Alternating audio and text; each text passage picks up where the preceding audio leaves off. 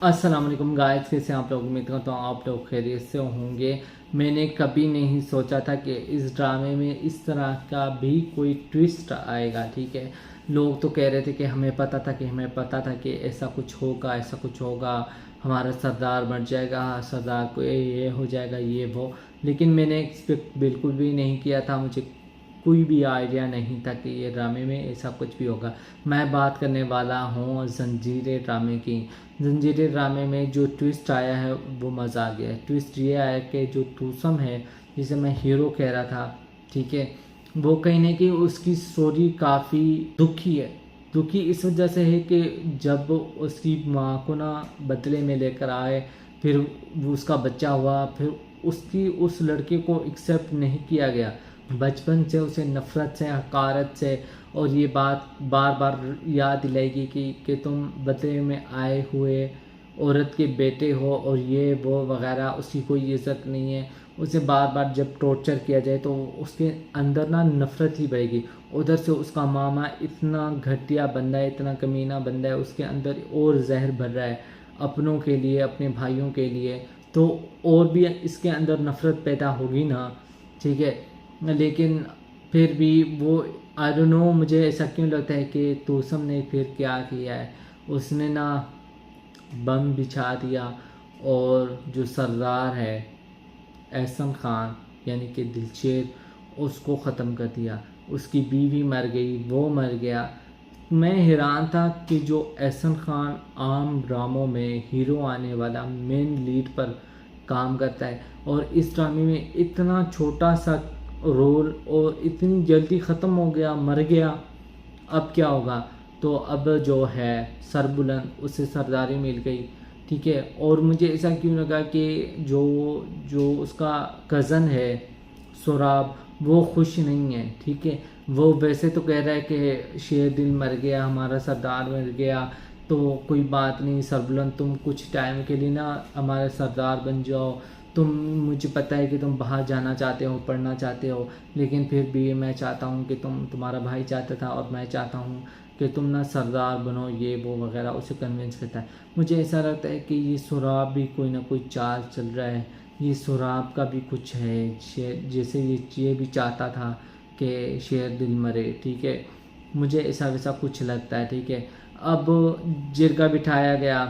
ठीक है, तुसम के मामा को बुलाया। तुसम के मामा ने फिर वही शर्त रखी और उसे कहा कि मैं अपनी भतीजी को ना खून बहा में देना चाहता हूँ। ठीक है, यानी कि बदले में देना चाहता हूँ कि तुसम को कुछ ना किया जाए। तुसम गुस्से में, जज्बाती बंदा है, गुस्से में उसने ये सब कुछ किया। हालांकि मैं नहीं चाहता था कि वो ऐसा वैसा कुछ करे। ठीक है, वो निकम्मा, ये वो वगैरह, मेरा भांजा है, इकलौता है, मैंने शादी नहीं की, वो लड़की और लड़का ही है मेरे पास। मैं नहीं चाहता कि उस लड़के को कुछ हो। चलो मैं अपनी भतीजी को ना बदले में दे देता हूँ। ठीक है, और वो बंदा इतना घटिया बंदा है, जब वो घर आता है ना, ये तो सर बुलंद कहता है कि नहीं, हमें तुम्हारी लड़की में ना कोई इंटरेस्ट नहीं है। ये तो बहुत पुराने ज़माने की बात है कि अब जब औरतों को ना बदले में दे दिया जाता था। मैं ऐसे रिवाज को मानता ही नहीं हूँ। ठीक है, मैं ऐसा वैसा कुछ भी नहीं करूँगा, मुझे नहीं चाहिए तुम्हारी लड़की। ठीक है, वो फिर वो सुराब को भी ऑफ़र करता है। वो कहते हैं सुराब, अगर वो सरदार है सिर्फ, ठीक है, सरबुलंद नहीं लड़की से निकाह करना चाहता तो तुम कर लो, मैं तुम्हें भी देने के लिए तैयार हूँ। तो सुराब गुस्सा आता है, वो खड़ा हो जाता है, वो लड़ने के लिए तैयार हो जाता है। ठीक है, फिर उसका जो मामू है वो इतना घटिया बंदा है, लड़की को कहता है कि देखो, अब पता नहीं तुम्हारा रिश्ता कैसे होगा, तुम्हें तो जिरगे में भी ठुकरा दिया गया है, ये है वो है, अब तुम्हारे साथ शादी कौन करेगा। और जाकर कमरे में ना अपने भाई को जिस तरह जलील करता है, उसकी तस्वीरें कहता है कि देखो, तुम सौतेले भाई थे ना, तुमने हमारी मेरी बहन को ना बदले में दिया था। उसको ये समझ रहा है कि कत्ल तुमने किया था, तो बदले में तुम्हारी बहन ही ने जाना था। ठीक है, वो तुम्हारा सौतेला भाई था, उसकी कोई बहन थी नहीं, तो फिर वो कैसे किसी अपनी बहन को देता।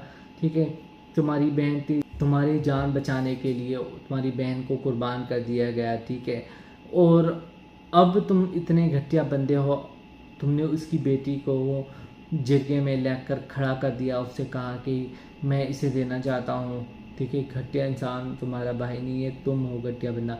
वो इतना घटिया नेगेटिव इंसान है कि मैं क्या बताऊँ। ओ माय गुडनेस, वो आदमी इस तरह कैसे हो सकता है, ठीक है। सरबुलंद है, वो अपनी माँ को भी कहता है, उसकी माँ जब कहती है ना, उसे रियलाइज़ होता है, वो कहता है कि मैंने काश उस वक्त ना अपना दिल बड़ा कर दिया होता और मैंने तूसम को अपना बेटा मान लेती। उस वक्त मैंने कहा कि मेरे 4 बच्चे हैं, ठीक है, शेर दिल, सरबुलंद, शेरबानो और सोराब, ये मेरे बच्चे हैं, मैं इनको पालूंगी।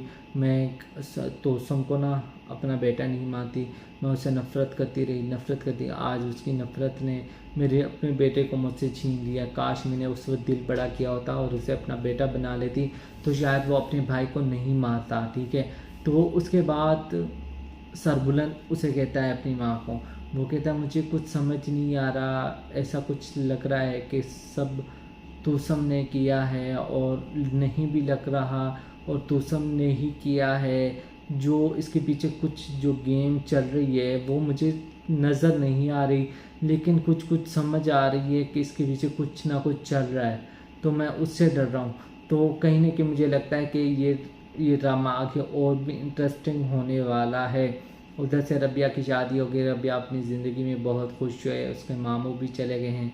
अभी तूसम फिलहाल अपने मसलों में फंसा हुआ है। जब वापस आएगा और उसे ख्याल आएगा कि मैंने एक लड़की को पसंद करता था जो ढाबे पर रहती थी और उसको मैंने 10 दिन का टाइम दिया था, वो लड़की का तो पता करूं कि वो कहाँ है, किस हाल में है, उसने क्या फ़ैसला किया।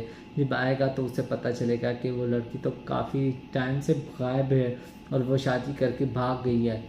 तो ड्रामा इंटरेस्टिंग है, आगे और भी मज़ा आएगा।